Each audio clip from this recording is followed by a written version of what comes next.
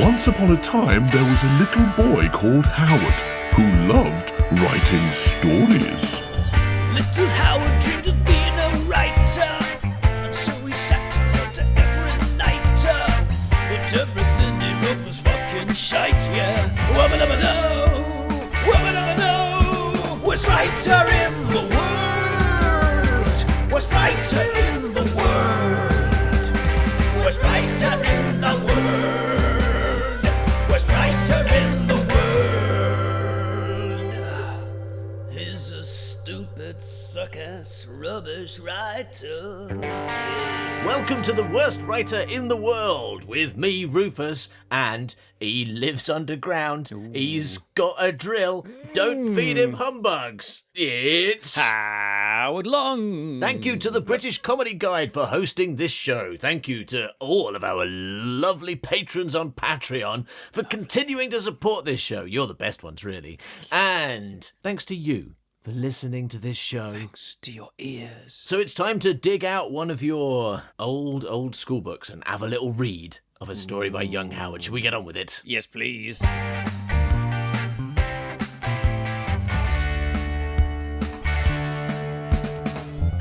All right. I have a story from your English book, first year of middle school. So that makes you 11 or 12 when you wrote this. This story is called Hey, You Down There. Really? Pretty exciting, hey? I wonder who's down there. Oh, I bet it's some moles. Mole people, not moles. Well, I mean, maybe this time it's actual moles. There's a character list at the beginning. Why do I do that? Why do I do that all the time? I don't know. But there appear to be three characters. Spoilers. So the three characters in the list are Calvin Spender, Calvin Spender? Dora Spender, Ooh. and Glar the Master. What? Glar the Master. Glar the Master. Glar, it looks like. So two quite normal sounding names. Calvin Spender, Dora Spender, and Glar the Master. And it's called Hey, You Down There. Dora heard the truck door open and then slam shut. Calvin rung the doorbell several times before collapsing on the step. Wow, it's just straight into the action with this one. It must be really exhausting pushing that doorbell. I'm like, several times he's got to oh my God, this is so exhausting. Let me have a sit down. I can't press this bell anymore. So, okay, I'm a bit confused by the next sentence. All right, so Dora heard the truck door. Dora's inside and Calvin's outside, maybe. Because, no, hang on. No, Dora rushed inside and opened the door. Dora rushed inside and opened the door. See if you can work out this sequence of events. So Dora heard the truck door open Yes. and then slam shut, but we don't know if she's inside or outside. Calvin rung the doorbell several times before collapsing on the step, so he's definitely outside. Yeah. But then Dora rushed inside and opened the door. What? Right. Rushed inside what or where and opened what door after she rushed inside? She rushed inside the story in order to open the door. Right? Dora, who was late for the story, rushed into the story so that she could let Calvin in. Well, let's see what else it's going to say. Maybe she was in the garden, the back garden, and she heard the door, so she ran inside. That's what I'm Maybe. thinking of. As a child, that's maybe something I would do. Yeah, because your parents did spend a lot of time in the garden, didn't they? Because your dad worked in the garden. That's right, yes. Right? Because your dad worked in a shed. Yes. That may sound like Howard's dad was weird, but he was actually an artist. Yeah. Who worked in a shed. And your mum used to Roald sunbathe Dahl a lot, used to didn't work in a shed, didn't he? she? Yeah, he did. And your mum used to sunbathe a lot, so she was in the garden too. She did the gardening as well. I don't want to make it sound like she did nothing all day. I seem to remember her being quite busy stopping us from making a mess. That's quite a full-time job for her. Yeah, she had to make a lot of cheese sandwiches with brown sauce. Oh yeah, she made a lot of cheese sandwiches. So many cheese sandwiches. We were very posh in our house. We didn't have cheese sandwiches like the rest of Coville. We She's had like, cheese sandwiches. "Hey, Howard, stop eating that cork. We're posh here. The cheesecake's in the fridge. You don't have to eat cork coasters, for goodness sake." If you eat your meat, you can leave your greens. That's what she used to say. No, she didn't. She did. No, and she says she didn't as well. Yeah, but she Talking doesn't about- remember anything. And also that makes no sense, and no one would ever say It does, because the meat costs more.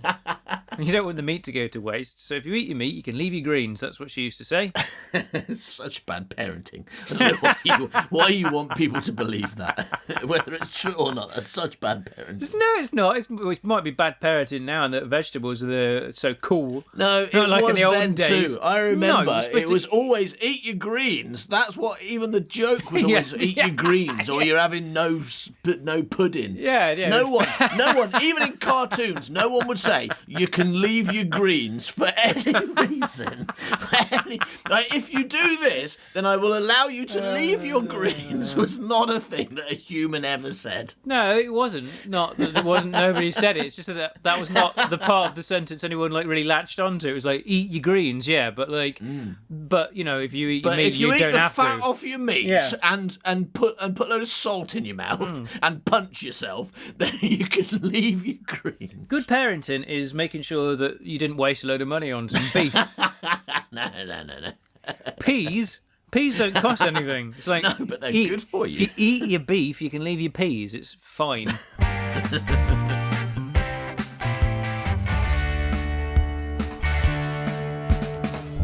All right. Anyway, let's see if we can work out what's going on in this story, because it's very confusing at the moment. But we haven't really got to the end of the first sentence yet. So. Oh, that's one sentence, is it? Well, the way you use commas, it is. I mean, it isn't, but in punctuation terms, it is. And you know, your English teacher hasn't corrected you, so it must be right. Well, maybe they were just better than you and they understood what I'd written. It's only you that seems to have a problem with this so far. No, it's just I know how commas work, and you and Mr. Cotton didn't. Well, I don't think the commas. That's the difference. I don't think the commas should have to work. I think it's their right to choose to do nothing if they choose and sunbathe. I say those commas can go into the garden and sunbathe, and they don't have to make us cheese sandwiches. Well, I think those commas should be in the Sandwiches. shed painting Christmas cards. All right, get in the shed, commas, and start painting. So Calvin rang the doorbell several times before collapsing on the step. Dora rushed inside and opened the door.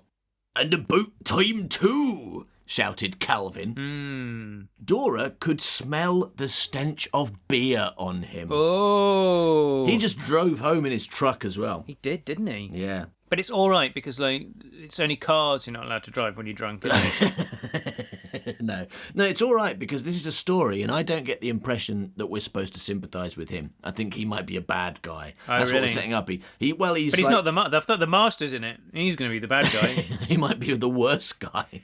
I mean, we don't know yet. Just because he's called Glar the Master doesn't mean that we should write him off. Yeah. But we understand from Calvin's actions, like ringing the doorbell, collapsing, stinking of beer, slamming doors, and then his first words are, "and about time too." And he's from Cornwall. That's a bad sign. Okay. But the thing is, his truck might be a beer truck, and the reason he smells of it is because he works at the brewery, and he's been working all day long, and she's like, Dora's like out in the back garden sunbathing, not making him sandwiches, and it's like, Well, I mean, to be fair to Dora, she didn't say anything about it. She just smelt the stench of beer on him. She's like, "Oh, he's supposed to have been working all day at the factory. You always come back stenching of beer, don't you? Oh, you stench of beer. You're right, stench of beer, you do." That's true. And he's like, "Oh, I do. That's because I've been swimming around in it, because that's my job. I'm the beer swimmer." Yes. Well, someone's got to mix it together, haven't they? It's me swimming around in it. Calvin staggered through the house, knocking everything over. Everything. Jesus. In a 1 metre radius. Oh, okay. Fair enough. that's still a That's lot. better. That's better. But it's a metre from either side. I mean, who has a corridor that's more than 2 metres wide? They don't have a corridor in this house. It's straight into the Oh, lounge. he's straight into the lounge. Yeah, fair enough. Two up, 2 down. Yeah. Fair enough. If I hope he's not so drunk that he starts pressing the Dora bell. What are you doing? Oh, stop pressing my Dora bells. Oh, sorry. I thought you were the door. Anyway, so he staggered through the house, knocking everything over in a 1 metre radius. Roar, went the dog. Meow, went the cat. Ooh, went Dora. Oh, sorry, Dora. I told you when I come back from my job of beer swimming to not get within a 1 metre radius. 1 metre You know what radius. I'm like. Yeah. I got beer in my eyes. It stings. I can't see a fucking thing. He's like the original social distancer, isn't he? Calvin Spender. Yeah. He is the original social distancer. Don't come near me, I'll step on you or knock you over. Do you remember when we had to all social distance, Howard? Seems a long time ago now, doesn't it? No, I don't remember. Hold on, let me have a look at my post-it notes. Yes, I do remember.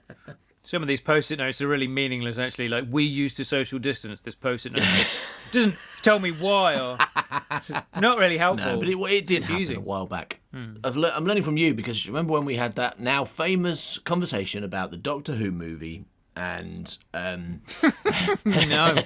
look at you, Wait a second. your post-it. Yeah. Oh, yeah. About the Doctor Who We had movie a and how conversation how you reacted to it by crying and ringing your dad. That's not what the post-it note says. How you reacted to it in a It says, really I was manly, very brave when I watched Doctor Who the movie, it says here. No better. It's no better. Possibility 1, I watched the Doctor Who movie and cried and rang my dad. Possibility 2, I was very brave when I watched the Doctor Who movie. No, equally bad. Yeah. Anyway. I was, and Doctor Who said I was as brave as his brave brother, Buckroyd Dunderfall. Yeah. No, in that conversation, you say you didn't wait for the Doctor Who movie to be on TV, but you bought it from Blockbuster. And in that conversation, you say, which is a shop that used to exist. But when we had that conversation, Blockbuster very much did still exist and actually wasn't really showing any definite signs of going out of business because this was like fucking ages ago. And probably if we dig out the original recording, you'll have me going, that still exists, and you'll be like, yeah, but it won't soon. and me mocking you for like, oh, you're so sure of yourself, but you were so correct. And that just sounds like a normal H.G. thing. Wells. Now. You are like H.T. Wells. I'm always travelling through time and fighting Jack the Ripper, and sometimes predicting that Blockbuster will go out of business. Anyway, that's Calvin, went straight to the well. Wow. They've got a well inside their house. This is a weird house, right? It is a really weird house. He went straight to the well and shouted Dora to come and lift it up. Every line makes me more confused. Do you think you mean the lid, the well lid? No, it must mean the bucket, right? Oh, okay, yeah. Lift the bucket maybe. up and get some water out. At the moment, we don't know. But there are 3 distinct possibilities. Number 1, the lid of the well. Number 2, the bucket of the well. And number 3, the actual well. All right. So depending on whether they I mean, the word lift seems to me to suggest the lid, because you don't lift the bucket, do you? Like draw it or pull it or something. Do wells have lids? Yeah, stop you falling in. Absolutely. Do we call them No, lids? not Not call at them all. like well caps or something? No, I think lid and cap are both really inappropriate terms for that thing. but hey. Hat. Yeah, absolutely. Hat. Well hat. I think what he's going to lift, what he wants her to help him lift up is Glar the Master, who they keep imprisoned possibly, down a well. yeah. Because it is called Hey You Down It is, there, right? yeah. Dora heaved with all her might. Hasn't helped narrow it down yet. There was a sudden jerk. I wonder if that's Glar the Master. Glar the Master, yeah. There was a sudden jerk, and the bucket once again rose to the surface. Once again. I guess it's done it before. Once again, the bucket takes its long journey from the bottom of the ground up through the shaft of the well to Dora and Calvin Spender, where they gratefully receive its water, and the end. I don't know what Save brought myself you there. into a kind of David Attenborough trip then anyway. Well, you know how he's always narrating people using wells. Yeah, sure, okay, yeah, why not? I just got this idea of this bucket that like has to take this journey, and it immediately made me think of David Attenborough. He's always talking about things having to once more take the long journey across the ice, saying quack quack quack. and sitting on an egg. But that's what's happening here with And a once bucket. more, a polar bear takes a long journey across the ice and sits on an egg. The And end. nobody sees him. Nobody can see the polar bear because it's white. And they can see it, they just can't count it. Yeah. And once again, the person who was trying to count the polar bear's skeleton takes a journey out of its body and into Ohio Grant's stomach. The end. All right. So there was a sudden jerk, and the bucket once again rose to the surface. That's why you did a David Attenborough impression, because I used the phrase because I read once again, and you're like, oh, once again, better do a David Attenborough impression then. Yeah, but once again rose to the surface. It sounds like a fish coming up once again to get some oxygen or something. And how do they breathe They have down to there keep coming anyway? up and getting oxygen. Well, that's don't why they? they need to get in that bucket and come up to get oxygen. Yeah, but they don't all need a bucket though, do they? Because otherwise, then like the sea would be just filled with It is, buckets. have you ever been wouldn't it? there? If you go to the sea, it's just full of buckets. Really though, why do fish breathe air? Sorry? Why do fish Why breathe do air? Why they keep fish coming breathe up for air? air? Yeah. It's a difficult question. Why do? If anyone knows the answer to Yeah, the but question, why do fish breathe air? Please, why not Why tweet are- us or get on why are you Facebook and saying tell us it about like- No. Why are you saying it? Well, come I on, don't what know do the you- answer to the question. Why do fish breathe air? Right. So Why? I want to move. I'm just hoping that maybe one of our fish expert listeners might know the answer to the question: why do fish breathe air? Because like they live underwater. Is that the answer? Why No, do fish I mean, breathe they air? live Because under- they live underwater. And why Well, did they the fish cross the road to No. get to the air on the other side and breathe it? No, what I'm trying to say is that mostly they're under the water, breathing water, but then sometimes they're like, I feel like breathing some air, and they come up and have a bit of air. Why do they do that? Why do they need to breathe both things? If they can breathe water, what do they need to breathe air for? What? What's going on? I mean, what are you talking about? That's the real question is. The real question just here asking. is, why is Howard? Well, we were talking about that David Attenborough show where the fish comes up occasionally to get some air. Yeah, we were, yeah. That Right. one that you just made up in then your head. Yeah, absolutely. And then I was like, well, why does it come up and get air occasionally? Because I it's don't know, why happy don't we ask downstairs you? breathing You're the one water. that just made that up. But I'm not making it up, am I? Fish live underwater and breathe water, and then sometimes they come up and they breathe some air. Why do they breathe them both?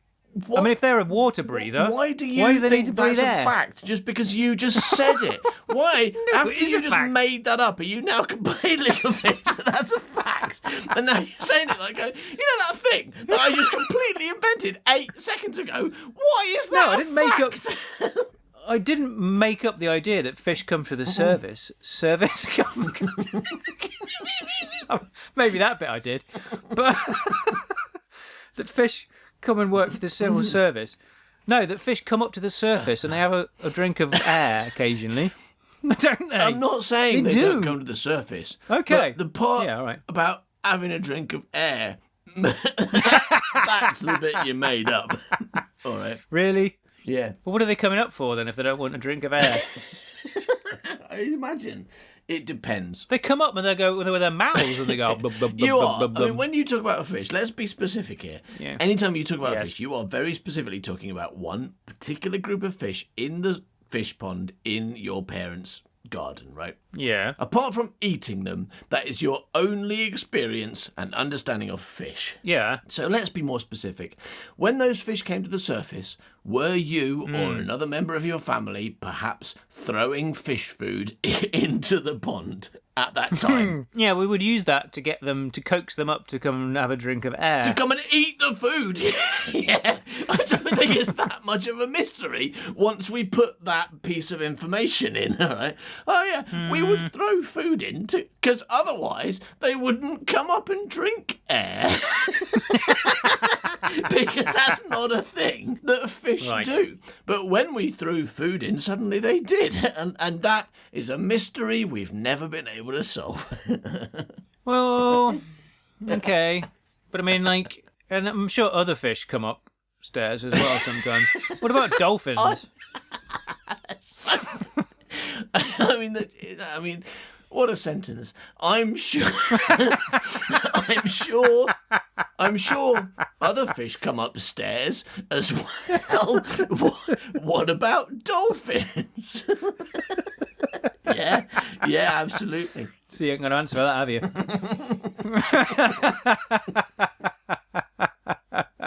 No, you're right. Yeah. I haven't got an answer for won. that. For that sentence, I'm sure other fish come upstairs. What about dolphins? I haven't got an answer for that. You have won. Yeah. So Dora heaved with all her might. There was a sudden jerk, and the bucket once again rose to the surface. That is as far as we got. We are still on that line. In it, and it, in case you've forgotten, because it's been an hour since I read the previous line, it, in this sentence, is the bucket which Dora has just yanked up. Oh, yeah. So in the bucket, Calvin found a note and 16 gold bars, which I would say is the bigger surprise. He, Calvin, read the note in a drunken voice. Thank you for... He's drunk. He says he's in a drunken voice, so thank you for the meat. But it was not the same as last time. Calvin went mad. That's what it says. I think that he was already mad, wasn't he? You remember that time when he thought that fish could come up and drink air? What an idiot. Hang on, clearly. are you equating mental illness with idiocy? Is that what you're doing? Yeah, on this occasion. Oh, okay. So, Calvin went mad.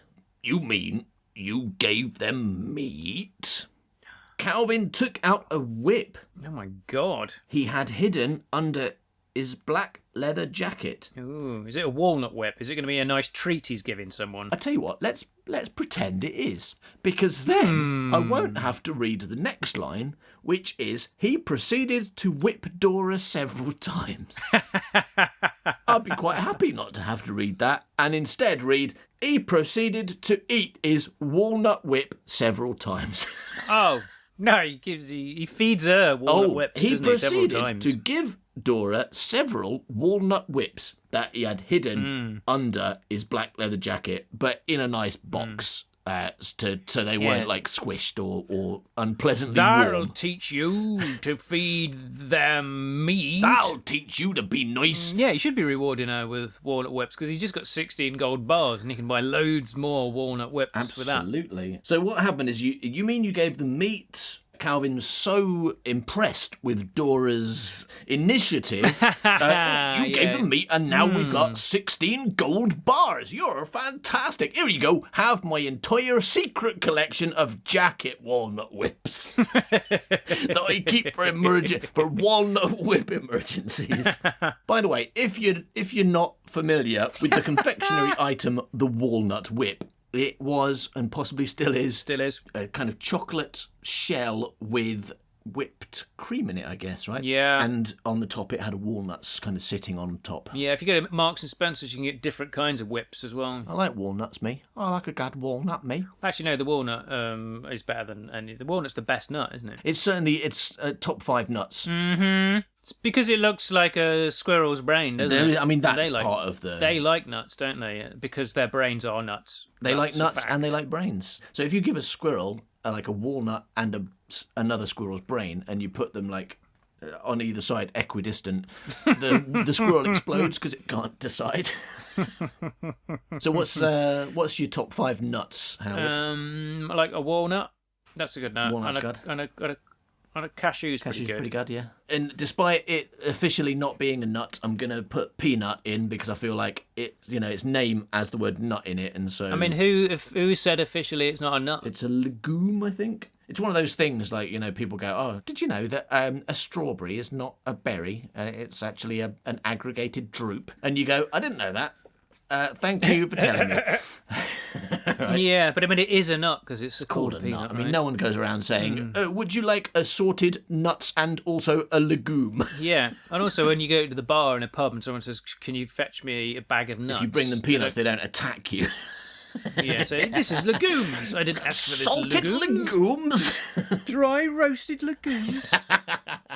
Yeah, I do like a peanut, me. Sometimes two.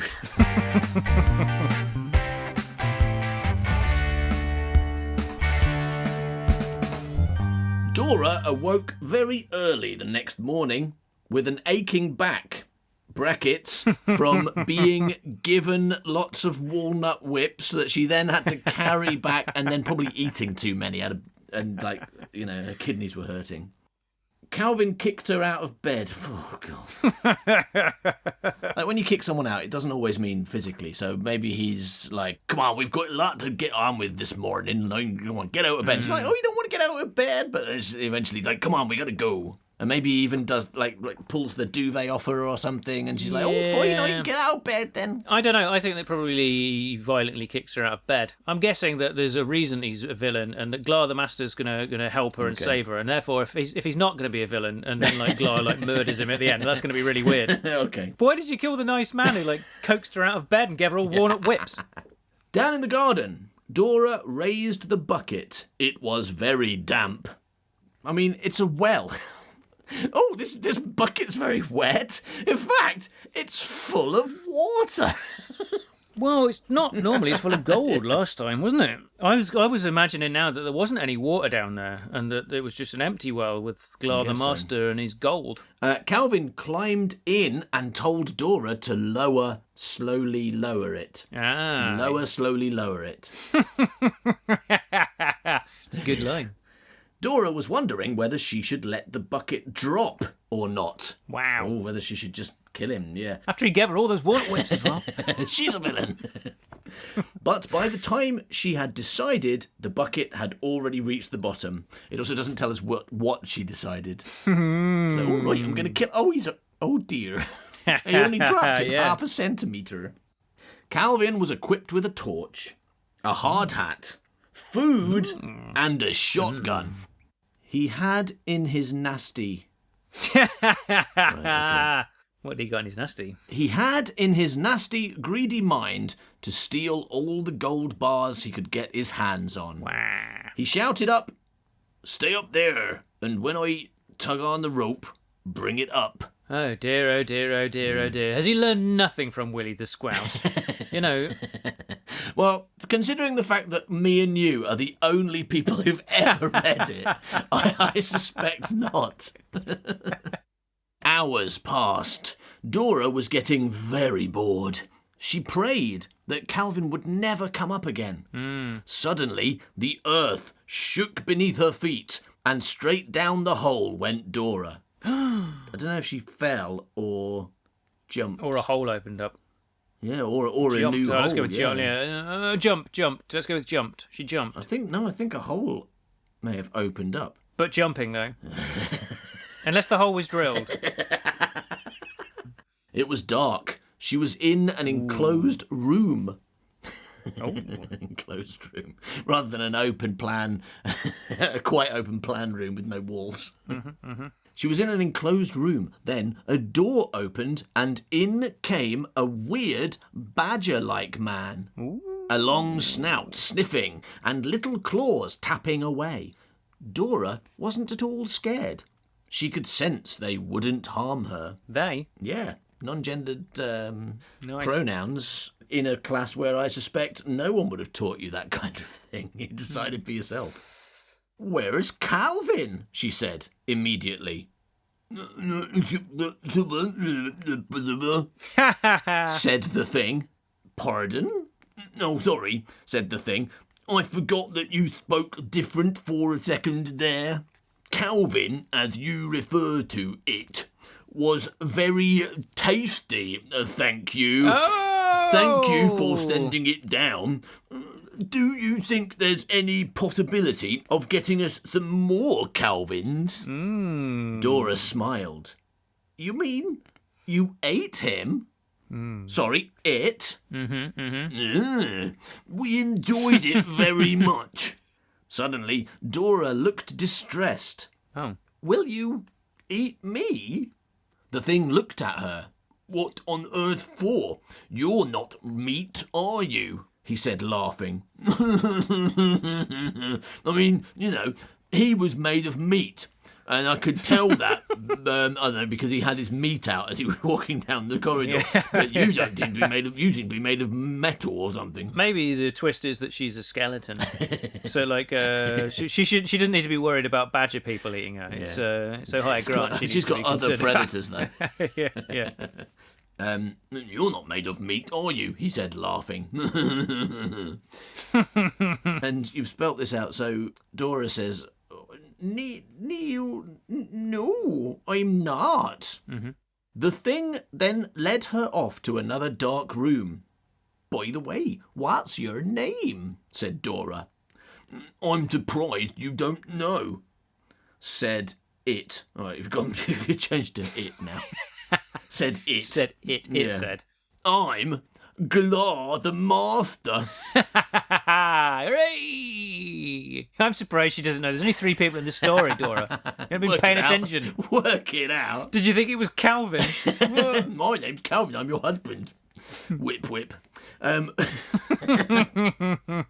Dora noticed, strangely enough, Glar had an Adam's apple as well. Anyway, they ended up in a room with a type of information machine. It's a classic Howard line, that one. I mean, Adam's... What? Dora noticed, strangely enough, Glar had an Adam's apple as well. Anyway, they ended up in a room with a type of information machine. I mean, yeah, I guess I'd sure. learned about Adam's apples that week, and I was like, oh, I better mention this badger has an Adam's apple. That's why it can speak. Because that's why humans can speak, isn't it? And that's why women can't speak. Because they don't have Adam's apple. Yeah. Or they do because they ate it. Why do men have Adam's apple and women don't if the woman ate the apple? Because of stupid. Because of stupid. They both ate the apple. That's the whole point of that story. Did they? Yeah. I guess he must have eaten more of it then, or it got stuck in his throat. Yeah. She just swallowed it properly. He didn't know how to eat. He was trying to drink it. He was trying to drink the apple. He thought he was a fish. He got confused. He was like, I'm going to drink this apple. I think it's a fish. I'm going to drink it, said Adam. Eve, can you help me drink this fish? There were 5 others like him. Him? Him, I think, being Glar the Master. Glar's a man now. Yeah. Where is the rest? Said Dora. There. Look, you just said. Oh, there's only us 6. Why does she think? What does she mean? Where's the rest? Did he is there a conversation that we weren't party to where he was like, I'll introduce you to my 18 friends and our 4 teachers. Yeah. We're going on a bus trip later. Anyway, let me read you my poetry. No, where's the rest? Said Dora. Oh, there's only us 6. Yeah, the rest of them are off investigating a hit them and they dong poll. We ate the rest of us. What? But we don't need to now because... Then he was interrupted. So, basically, they were a cannibal race of badgers who were eating each other until she started throwing bacon down the well. Well, yeah, it looks like she only gave them meat, like, the previous day. And Calvin's all like, you shouldn't give them meat. So it seems like that was the first time. And then he went down himself. So it seems like meat is a new thing for them, except for each other. Mm-hmm. Yeah, we ate the rest of us, but we don't need to now because... Then he was interrupted. But look, she's like the other. Let's eat her. And then, at the thing they call night, attack and eat all like them. Ooh. Great idea, said Glar, gnawing Dora's rib bone. Well, she's still alive at this point. She just goes, "Oh, that's a great idea." Just like, just nibbling on her ribs. So weird. I don't know, because that is the end of the story. I thought it was a bit of a time transition, wasn't it? Yeah. And all of a sudden it cuts to later. He's gnawing on the bone. It'd be a good visual comedy moment where you cut to the other one going, maybe we should eat her, and you're like, no, I think you might be right. And cut back, and he's already eaten her. Little Howard dreamed of being a writer, and so he sat down to every night. But everything he wrote was fucking shite, yeah. Wubba-dubba-doo, wubba-dubba-doo. Worst writer in the world, worst writer in the world, worst writer in the world, worst writer in the world. Thank you for listening to this episode of The Worst Writer in the World.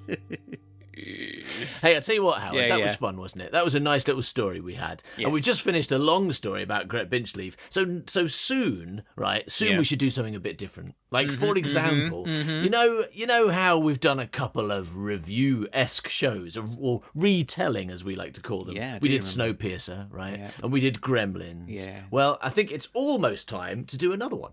Like, not next week, Okay. because I want to give people a bit of warning so that they can watch the movie if they want to. Right. So the week after next, we will start our retelling of the 1985 film, Superman 3. Ooh, the best Superman. With Christopher Reeve and Richard Pryor. Yeah, it's the best. It is a wonderful film. Superman because of Richard Pryor. If Richard Pryor wasn't in it, the best one would be Superman 4, Quest for Peace, obviously.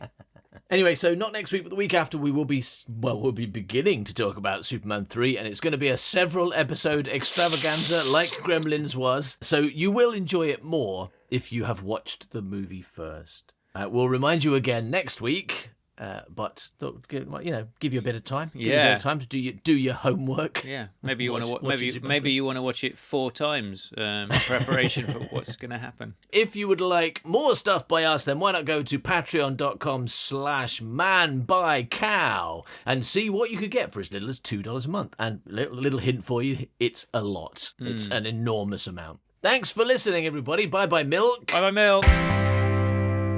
He's a stupid, suck-ass, rubbish writer. Yeah.